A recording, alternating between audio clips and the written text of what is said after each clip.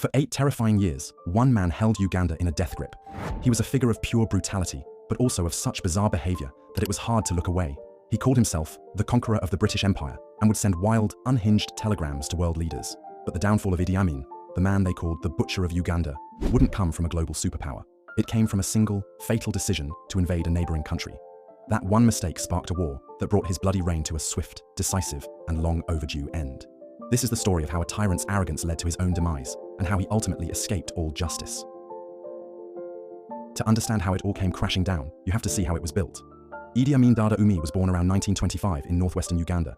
He had very little formal education, and in 1946, he joined the King's African Rifles, a regiment of the British colonial army, starting out as an assistant cook. But Amin was a mountain of a man, a fearsome boxer, who held Uganda's light heavyweight title for 9 straight years, and he started climbing the military ranks. When Uganda won its independence from Britain in 1962, Amin quickly became a key ally of the new Prime Minister, Milton Obote. Amin helped Obote grab more and more power, and by 1966, he was the commander of the entire armed forces. But that partnership was never going to last. Obote started getting nervous, seeing just how much power and influence Amin had with the soldiers. So, on January 25, 1971, while Obote was out of the country at a summit in Singapore, Amin made his move. He took over the country in a military coup, accusing Obote of corruption and promising to make things stable again. At first, a lot of Ugandans actually celebrated. Amin played the part of a simple soldier, not a politician, and promised he'd hold elections as soon as things calmed down. He even held a grand state funeral for a former king who had died in exile, a move that won him a lot of early support. But the mask of the friendly reformer didn't stay on for long, and what lay underneath was the face of one of Africa's most monstrous dictators. Less than a year after he took power, Amin's rule had already turned into a bloodbath. His regime became a synonym for torture and state-sponsored murder. He unleashed his security forces, like the dreaded State Research Bureau, to hunt down and kill anyone he even suspected was an enemy. That building, a simple office on the outside, became a personal murder factory where people were tortured and executed every single day. He started by purging the army of anyone still loyal to Obote. The Acholi and Lango ethnic groups, which had been Obote's biggest supporters, were targeted with unspeakable violence. From there, his list of enemies grew to include judges, academics, religious leaders, journalists, anyone with a voice, anyone who might dare to question him. It's estimated that during his 8 years in power, somewhere between 100,000 and 500,000 people were murdered. Amin reportedly loved to personally torture his victims, earning him the nickname that would stick forever, the Butcher of Uganda. Then, in 1972, Amin made a decision that would wreck his country's economy for decades. He declared what he called an economic war, ordering the expulsion of Uganda's entire Asian population. Tens of thousands of people, mostly of Indian and Pakistani descent. He gave them just 90 days to leave, forcing them to abandon their homes, their life's work, and their businesses. Those businesses, which were the backbone of Uganda's entire economy, were handed over to his loyal friends, who had no idea how to run them. The result was an immediate and total economic collapse that Uganda wouldn't recover from for a generation. Through it all, Amin's behavior grew more and more bizarre. He gave himself a ridiculously long list of titles, including His Excellency, President for Life, Field Marshal Al-Haji, Dr. Idi Amin Dada, VC, DSO, MC, Lord of all the beasts of the earth and fishes of the seas, and conqueror of the British Empire in Africa in general and Uganda in particular. He would send unhinged telegrams to world leaders, at one point even praising Adolf Hitler. This toxic mix of pure terror and circus-like absurdity made him a global spectacle, a living symbol of tyranny. For years, Amin's most tense relationship was with his southern neighbor, Tanzania. The country's president, Julius Nyerere, was a good friend of Milton Obote, the man Amin had overthrown. Nyerere gave Obote and thousands of Ugandan exiles a safe place to live, and he flat out refused to recognize Amin's government. The tension was always there, with Amin constantly threatening to invade and even challenging Nyerere to a boxing match.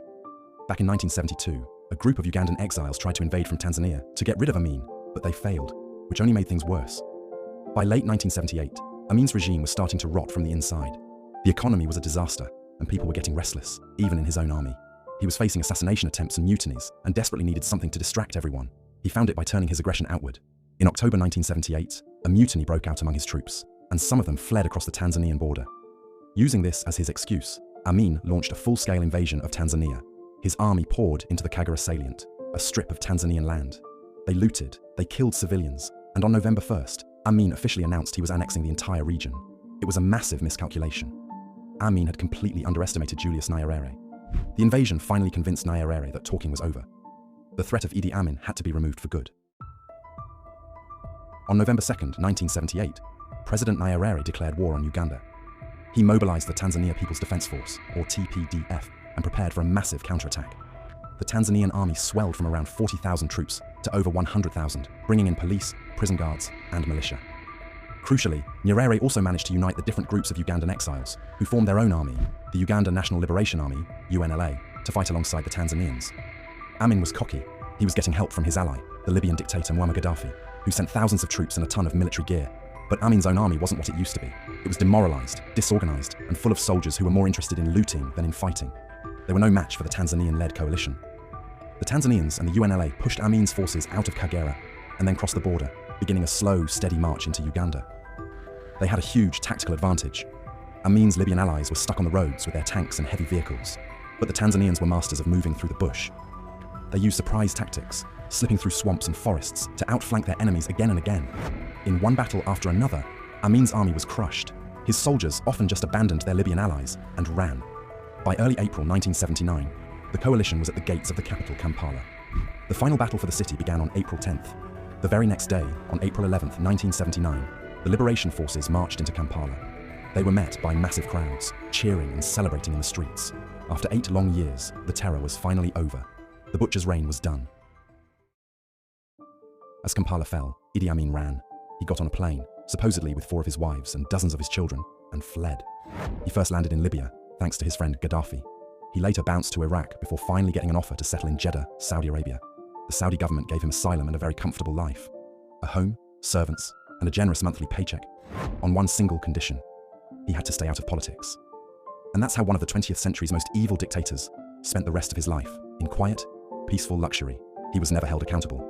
He never saw the inside of a courtroom for the torture, the mass murder, or the complete ruin he brought upon his own country. On August 16, 2003, Idi Amin died of multiple organ failure in a hospital in Saudi Arabia.